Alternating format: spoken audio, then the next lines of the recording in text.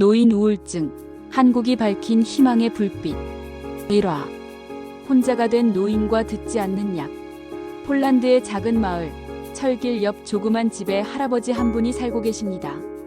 이름은 스타니슬라프, 올해 70세이십니다. 창문 너머로 지나가는 기차를 바라보며 깊은 한숨을 내쉽니다. 40년 동안 자신이 몰았던 기차들인데 이제는 남의 일처럼 느껴집니다. 안녕하세요. 저는 스타니슬라프라고 합니다. 젊었을 때부터 쭉 기차 운전을 했던 사람입니다. 20살 때부터 시작해서 70세까지 무려 50년을 기차와 함께 살았습니다. 힘든 시절도 많았지만 기차만큼은 변함없이 달렸고 저도 그랬습니다. 그런데 3년 전에 은퇴하고 나니 모든 게 달라졌습니다. 아침에 일찍 일어나는 건 여전한데 갈 곳이 없어요. 50년 동안 나 없으면 안 된다고 생각했는데 알고 보니 저 없어도 기차는 잘 다니더라고요. 처음엔 좋았습니다. 아내 마리아와 시간도 많이 보내고 손자들도 돌보고 집안일도 하면서 지냈거든요. 그런데 몇 달 지나니까 이상하게 공허해지더라고요. 뭔가 중요한 걸 잃어버린 것 같은 느낌이요. 그때부터 잠이 안 오기 시작했어요. 새벽 3시에 눈이 떠져서 천장만 바라보고 있는 날이 늘어났습니다. 밥맛도 없어지고 좋아하던 음식도 맛이 없어졌어요. 제일 힘든 건 뭘 해도 재미가 없다는 거였습니다. 손자들이 와도 그저 그렇고 아무것도 하기 싫어지더라고요. 마리아가 병원에 가보자고 해서 갔더니 젊은 의사가 저를 보고 우울증이라고 하더군요. 우울증이요? 저 같은 사람이 마음의 병에 걸릴 줄은 몰랐습니다. 평생 성실하게 일만 해왔는데 말이에요. 의사는 약을 줬습니다. 세르트랄린이라고 하던가요? 몇 주 먹으면 기분이 좋아질 거예요 라고 하더라고요. 저는 그 말을 믿고 싶었어요. 기차 고칠 때처럼 약 몇 알로 마음도 고쳐질 수 있다면 얼마나 좋겠어요. 매일 아침 물과 함께 하얀 알약을 먹었습니다. 기차에 기름 넣듯이 빼먹지 않고 먹었어요. 그런데 2주가 지나도 한 달이 지나도 별로 달라지는 게 없더라고요. 의사는 양을 늘려보죠 라고 해서 하루에 2알, 3알까지 먹었습니다. 부작용은 있었어요. 입이 바싹바싹 마르고 어지럽고 그나마 안 오던 잠도 더 안 오더라고요. 몇 달 뒤에는 약을 바꿔봤습니다. 플루옥세틴, 벨라팍신, 이름도 어려운 약들이었어요. 1년 동안 4가지나 바꿔가며 먹어봤는데 좋아지는 건 없었습니다. 의사들은 나이 드신 분들은 약이 좀 늦게 듣는다고 하더라고요. 조금만 더 기다려보세요 라고 했지만 저는 점점 포기하고 싶어졌어요. 인터넷을 찾아보니까 저 같은 늙은이들이 정말 많더라고요. 젊은 사람들한테는 약이 잘 듣는데 나이 든 사람들한테는 잘 안 듣는다는 얘기가 많았어요. 그런데 왜 그런지는 아무도 정확히 모르겠다고 하더라고요. 2화. 한국에서 온 반가운 소식과 뇌 속 이야기. 그러던 어느 날 저녁 TV를 보고 있는데 뉴스에서 놀라운 소식이 나왔어요. 한국 과학자들이 노인 우울증의 원인을 찾아냈다는 거였어요. 한국이요? 저한테는 좀 멀게 느껴지는 나라였는데 노인 우울증이라는 말에 귀가 번쩍 뜨였습니다. 뉴스에서 말하길 한국의 KAIST라는 대학교 연구팀이 왜 나이 든 사람들한테 우울증, 약이 잘 안 듣는지 그 이유를 찾아냈다고 해요. 뇌 속에 넘나는 특별한 단백질이 있는데 나이가 들면 이게 너무 많이 생겨서 뇌를 보호하는 시스템을 막아버린다는 거예요. 가슴이 두근두근했어요. 1년 동안 의사들한테 나이가 들어서 그래요 라는 애매한 말만 들었는데 드디어 정확한 이유가 나온 거잖아요. 마리아를 불러서 같이 뉴스를 봤습니다.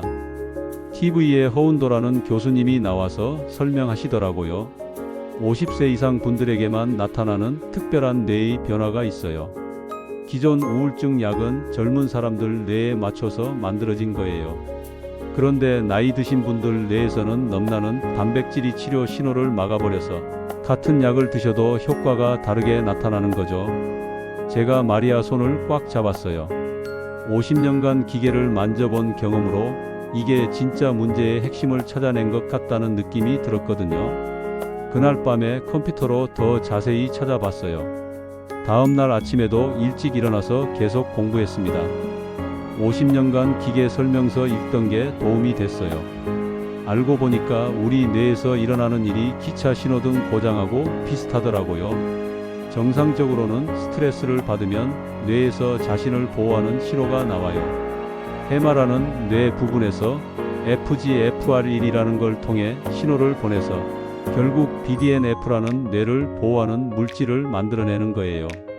그런데 50세가 넘으면 넘나는 단백질이 너무 많이 생겨서 이 신호를 막아버린다는 거예요. 기차 신호등에 고장이 나서 정상적인 신호가 안 가는 것과 똑같은 거죠. 신호가 막히면 기차가 안전하게 못 다니듯이 뇌도 스트레스에 제대로 대처를 못하게 되는 거예요. 논문에서 제일 놀란 건 정확한 숫자였어요. 50세 이상 우울증 환자들을 보니까 넘 단백질이 많을수록 뇌 보호 물질이 거의 정확히 그만큼 줄어들더라는 거예요. 정상적인 뇌 신호는 정말 신기하게 되어 있어요.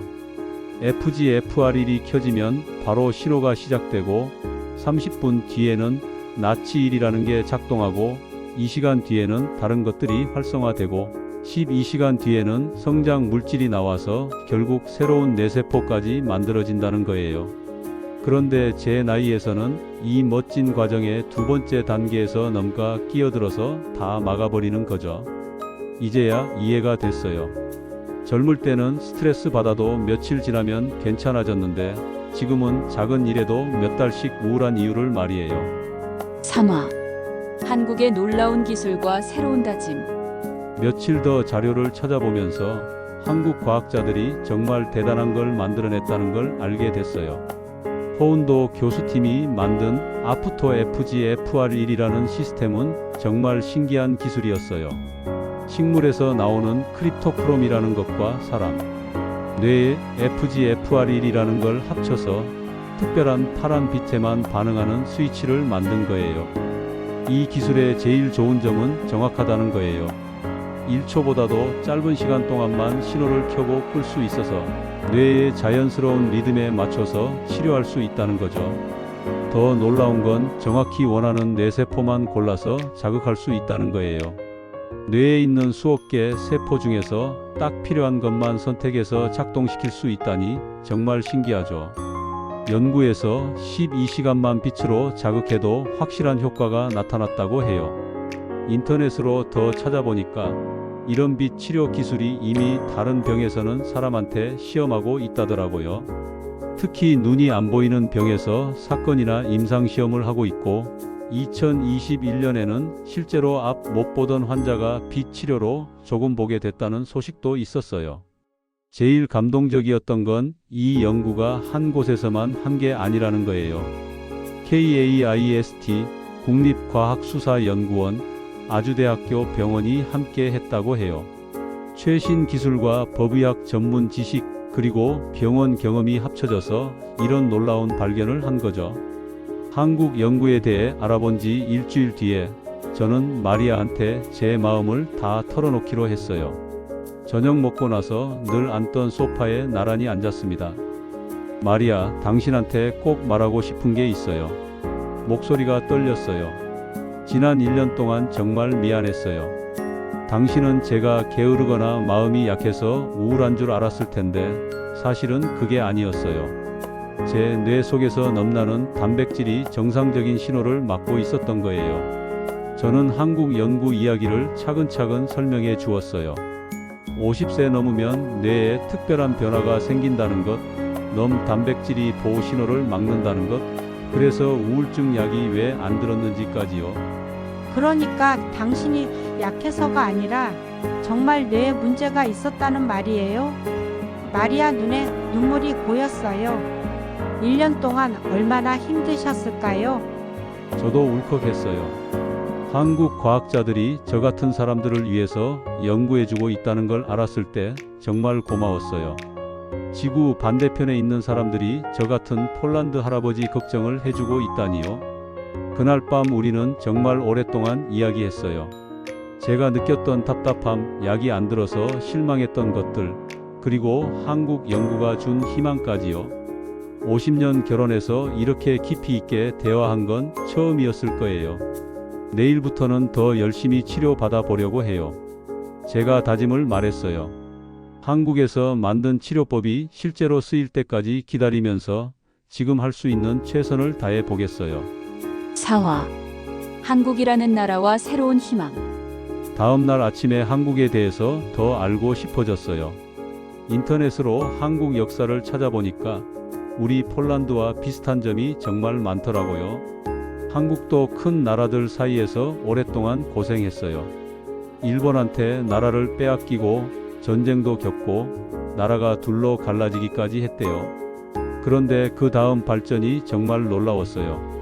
70년 만에 세계에서 제일 가난한 나라에서 잘 사는 나라가 됐고 이제는 과학기술로 세계를 이끄는 나라가 됐다는 거예요. 제가 젊을 때 한국은 우리보다도 가난했는데 이제는 우리가 배워야 할 나라가 됐어요.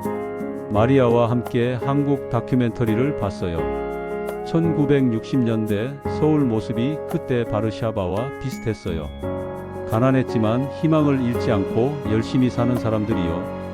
그런데 지금 서울은 완전히 다른 세상이더라고요. 손자 야쿠프한테도 한국 이야기를 해줬어요. 20살인 야쿠프는 게임이나 K-파프로 한국을 이미 잘 알고 있었어요. 할아버지, 한국은 정말 멋진 나라예요. 그런데 할아버지 우울증을 연구한 것도 한국이라고요? 진짜 대단하네요. 야쿠프가 말하더라고요.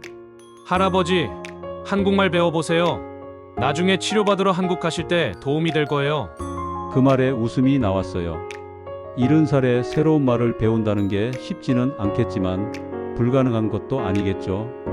한국 연구를 알게 된 지 한 달이 지났어요. 제 생활에 작지만 의미 있는 변화들이 생겼어요. 아직도 우울하긴 하지만 이제는 이걸 이겨낼 수 있다는 확신이 있어요. 매일 아침 일어나면 제일 먼저 하는 게 한국 우울증 연구 소식 찾아보는 거예요. 야쿠프가 약속대로 한국말을 가르쳐주고 있어요. 안녕하세요. 감사합니다. 한국 같은 쉬운 말부터 시작했어요. 제일 큰 변화는 미래를 생각하게 됐다는 거예요. 5년 뒤, 10년 뒤에도 살아서 한국의 새로운 치료법을 받아볼 수 있을 거라는 희망이 생겼어요. 친구들한테도 한국 연구 이야기를 해줬어요. 저처럼 우울증으로 고생하는 친구들이 많았는데 모두 반가워했어요. 특히 5년째 우울증 약 먹고 있는 야는 드디어 우리한테도 희망이 생겼구나 하면서 울더라고요. 어제는 크라쿠프역에 가서 기차들을 구경했어요. 예전처럼 슬프게 바라보는 게 아니라 한국의 KTX처럼 빠르고 정확한 기술 발전을 생각하면서 봤어요. 기차역 벤치에 앉아 있는데 젊은 엄마가 우는 아이를 달래고 있었어요. 괜찮아, 곧 좋아질 거야 라고 속삭이는 모습을 보니까 한국 과학자들이 저한테 해준 말 같다는 생각이 들었어요.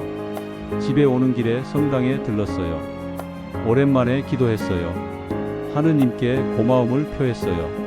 지구 반대편 한국 과학자들을 통해서 희망을 주신 것에 대해서요. 손자 야쿠프가 한국 다큐멘터리를 또 보여줬어요. 한국이 코로나 때도 K-방역으로 세계를 도왔다는 이야기였어요. 할아버지, 한국 사람들이 정말 멋져요. 자기들만 잘 살려고 하는 게 아니라 전 세계 사람들을 도우려고 하잖아요. 그래, 정말 대단한 사람들이야. 할아버지 마음에도 희망을 심어준 사람들이니까. 이제 저는 확신해요. 제 우울증은 언젠가 꼭 나을 거예요. 한국 과학자들이 찾아낸 넘 단백질의 비밀로 새로운 치료법들이 나올 거예요. 그때까지 저는 희망을 잃지 않고 기다릴 거예요. 50년간 기차를 몰면서 배운 게 있어요. 아무리 긴 터널이라도 끝은 있다는 거예요. 지금 제가 지나고 있는 우울증이라는 터널도 마찬가지일 거예요.